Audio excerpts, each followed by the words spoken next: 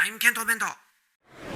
If you were living in North Korea right now, starving, dirt poor, trying to survive on a diet of rats, grass, soil, and tree bark, quenching your thirst by drinking out of mud puddles in the ground, what would you do?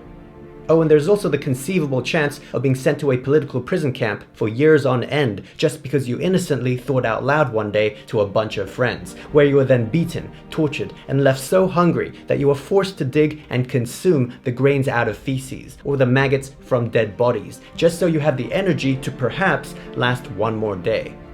You'd probably want to escape. But how? The North Korean government refuses to let its citizens leave, a clear violation of the International Covenant on Civil and Political Rights, viewing escapees as traitorous criminals, who if caught would be subject to unimaginable torture and often public executions. If they are successful in their escape, then 3 to 4 generations of their family back home would be sent to prison camps to rot, or worse. This is a strong deterrent. But this still doesn't stop desperate North Koreans from tempting fate. In this video, I'll go over the 7 ways to escape North Korea, including the most dangerous, the most unforgiving, the most unique, and the most unexpected. We'll start with what seems the most obvious choice, crossing the Korean DMZ. That's the Korean demilitarized zone that separates North and South Korea. Those who know little about Korea might think, why not just cross here? The 250-kilometer DMZ is the most heavily militarized border in the world, guarded by almost 2 million troops on both sides. If you try to escape this way, you're likely to either step on a landmine, get electrocuted, or be gunned down in cold blood. This is the most dangerous way to escape North Korea. But that doesn't mean it's impossible. Under these conditions, civilians just about never make it across safely. And that's why almost all successful DMZ crossings are from North Korean soldiers who were actually supposed to be guarding the border. This is not the route to take for the average North Korean. But perhaps traveling by sea is a more acceptable option. In the last 40 years, some North Korean families have attempted to make the journey by boat to South Korea. With no passport, visa, or money, South Korea is the most logical destination, as the South Korean government welcomes all North Korean refugees with open arms, considering them their own citizens. It's the easiest way to overall safety and security. Now, if you're escaping by sea, you can either leave from the west coast or the east coast. If you leave from somewhere here, it is geographically and navigationally easier. But since the government is well aware of that, you're likely to be caught by their naval patrols. Up here, you can try a different route, a safer one perhaps, further out to sea. Except, it's not really safer. The seas are unpredictable and many things can go wrong. Remember, you're dirt poor and you're probably on a small flimsy boat with no real navigational equipment. The current could take you back to North Korea, or you could end up in China, perhaps equally as bad. North Korean defectors are considered illegal economic migrants in China, and with the 2 countries being allies, those captured would be repatriated back to a life of horror. So maybe try departing from the East Coast. Here the conditions are more dangerous in a way, but unlike the West Coast, if you drift too far, you'll reach the safety of Japan. And the Japanese are not going to send you back to North Korea. You're free to carry on. To avoid being spotted by North Korean patrols, you can always try swimming to South Korea. Not really recommended, as you'll probably freeze or drown, but if you're a strong swimmer, you might have a chance. Now the next 3 all start off the same way, by crossing the northern border into China. It's less risky than a DMZ, but that's like saying Kim Jong-il is less cruel than Kim Jong-un. Both options suck. Nonetheless, up here you have the choice of crossing either the Yalu River or the Tumen River. This is the border between North Korea and China. The Tumen River is the more popular route, as it is generally an easier crossing point, but even so, most don't make it across alive. Dead bodies are often seen floating downstream. North Korean Border Patrol also maintain a significant presence in the area. Guards will shoot you at will if they see you escaping, and many even hide underground, pointing their guns upwards through holes, waiting for the opportune time to surprise you with a shower of bullets. Now, if you make it to China without dying or being caught, life doesn't get much easier. We already know that the Chinese authorities can arrest you and send you back at any time. But there's also the chance of being kidnapped for human trafficking. Many North Korean escapees get caught up in this black market trade. Men are sold as slaves and women are often forced into prostitution. Or if lucky, they'd be sold as wives to Chinese villagers living deep in the countryside. I say lucky because many women in this situation actually consider themselves fortunate. There's now a roof over their head and food on the table, an upgrade from life in North Korea. Those who aren't trafficked have to adapt to life in the slums and on the run. They can't get a job legally and there's no medical care. It's quite possible that if you get sick or injured, you just die on the streets. Not surprisingly, for many escapees, China isn't supposed to be the endgame. It's obviously not sustainable. South Korea is still the intended destination for the reasons I've already mentioned. So if possible, it would seem to make sense to head to the South Korean embassy to seek asylum, or the office of the United Nations High Commissioner for Refugees, both in Beijing. But once again, it's not that easy. The Chinese police often stake out the South Korean embassy and the UNHCR office, likely to arrest any North Koreans before they even make it in. If you are lucky enough to get in, yes, the Chinese can't get you, as there's immunity within the embassy. But for how long? Even if South Korea approves your defection, you're going to have to leave the embassy at some point to get to a plane to fly to Seoul. So you're still going to have to set foot in China, and that's when the Chinese authorities can grab you. You don't want to end up in a situation like Julian Assange, the founder of WikiLeaks, who's now trapped indefinitely at the Ecuadorian embassy in London. Because of this, the next best option is to somehow make your way to a third country that has close ties to South Korea and preferably minimal ties to North Korea, so you can freely get to an embassy without fear of arrest and repatriation. This is where Asia's Underground Railroad comes into play. This dangerous network of routes that takes you through China's underground is meant to lead to safe haven in Southeast Asia. But Southeast Asian countries have varying levels of commitment to North Korea. Vietnam, Cambodia, and Myanmar can be options for some, but the chances of deportation once caught are quite high. Thailand, on the other hand, appears the safest option. North Koreans aren't given refugee status in Thailand, but the Thai government will deport them back to Korea. Not to North Korea, but to South Korea, where they'd be safe.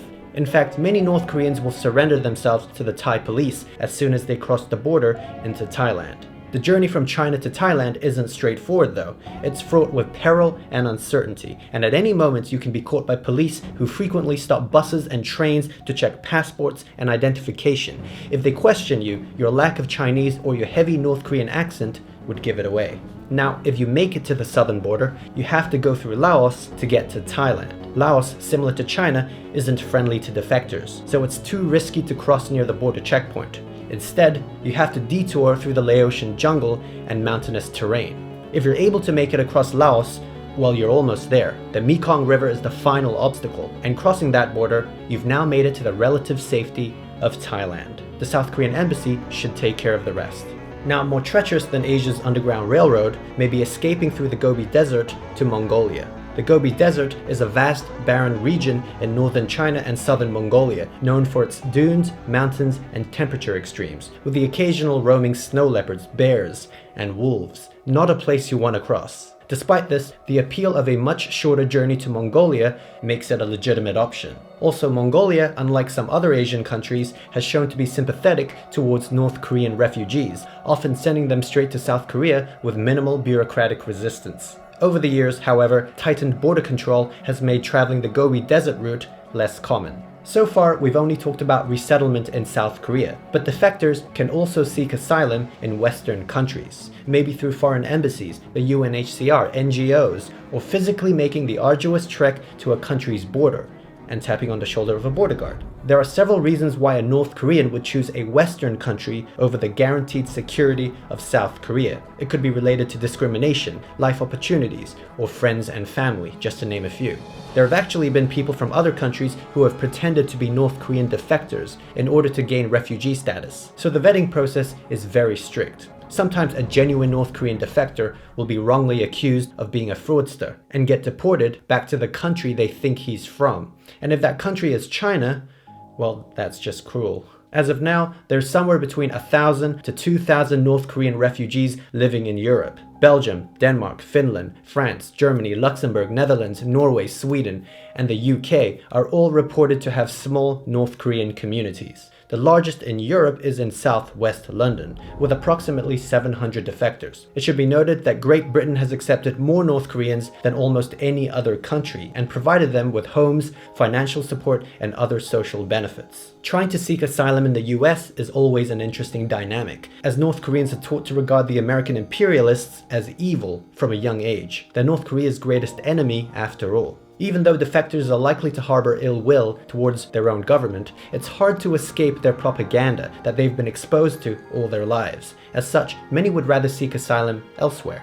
But then there are those who realize that if America is supposed to be the great enemy of the regime that they're escaping from, then they're probably safe there. There's one catch though. The processing time for the application can take up to several years, and with no stability, anything can happen during that time. One particular defector revealed he had made his way through Asia's Underground Railroad to Thailand. But when he found out the wait time could be years, he decided to hop on a boat to Argentina, trek through the South American terrain, then cross the Mexican border with a bunch of Mexicans.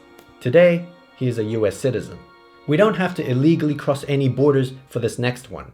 North Korea is notoriously known for its labor camps, where people live under insanely harsh working conditions. But it's not just within their own country that this happens. North Korea outsources its labor force to several other countries, including Poland and Russia. Russia has the largest North Korean workforce outside the DPRK when it comes to labor camps. People who are chosen to work in these camps, usually logging camps, live and work in remote regions of Russia's Far East. Squalid living quarters, inedible food, insane work hours, ridiculously minimal pay, often withheld pay, and fixed 10-year contracts are the norm in this wintry hellhole. Despite this, many North Koreans fight tooth and nail to be the ones selected to work overseas, to work as essentially slave laborers. This is because working in Russia, even under these conditions, can seem favorable to the misery back home. But there's another reason why. No heavily guarded borders, no landmines, you just have to escape from the labor camp. Of course, if it were that easy, we'd have a lot more defectors in the world. In order to qualify for these Siberian labor camps, you have to go through an extreme vetting process by the government. You have to be in good physical condition, you have to have a history of towing the party line, and this one's a biggie, you have to be married with children. Why? Hostages. If you escape, your wife and kids will suffer the consequences. You can imagine this is enough to keep most workers in line, but it's not foolproof. If you're able to trick party officials into getting the job and are able to later smuggle your family out of North Korea, you might have a chance. Of course, you can always circumvent that last part by ditching your family altogether. And sadly, this happens too often.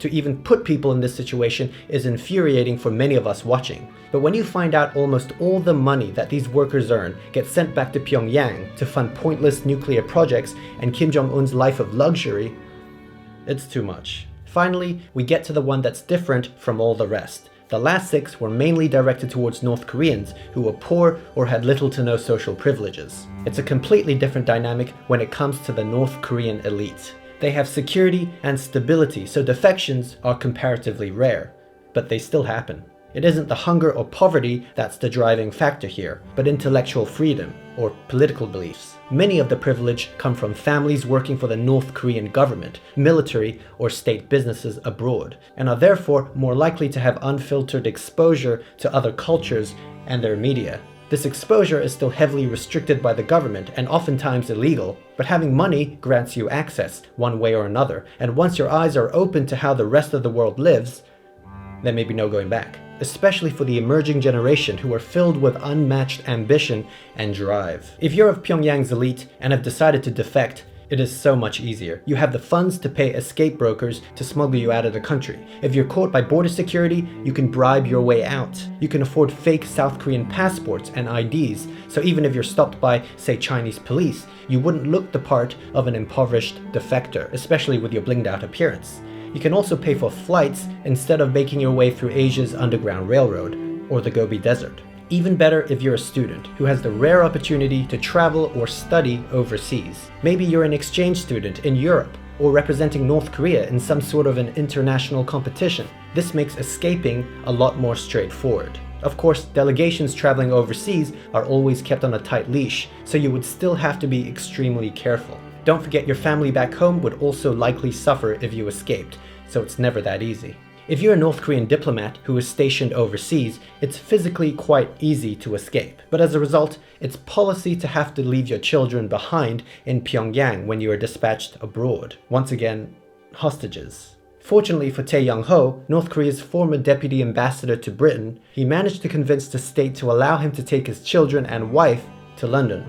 Being a high-ranking member of the regime, he was granted this privilege. With nothing holding him back, he was now able to defect to South Korea with his whole family. Tae is the highest profile North Korean defection in recent times and was a huge blow to the DPRK. After his escape, North Korean state media did what they always do. In an attempt to save face, and after denouncing him as human scum, they accused him of embezzling state funds, spying for money, and of course, raping a child. Tae has now dedicated his life to taking down Kim Jong-un and the North Korean regime. And this is really the only way to truly make your escape from North Korea, taking down the regime. As no matter what route you took or where you ended up, the North Korean government will always try and hunt you down, especially if you're an outspoken critic or a perceived threat to Kim Jong-un's power. Just ask his half-brother. From one humanitarian disaster to another, you can check out the 10 things you didn't know about the Hiroshima atomic bomb by clicking the video on top. Otherwise, click the one below if you prefer something else. I hope you enjoyed this topic, and if you have any questions or thoughts, let us know down below. Thanks for watching, hit that like button, and stay tuned for more interesting Asian-y videos.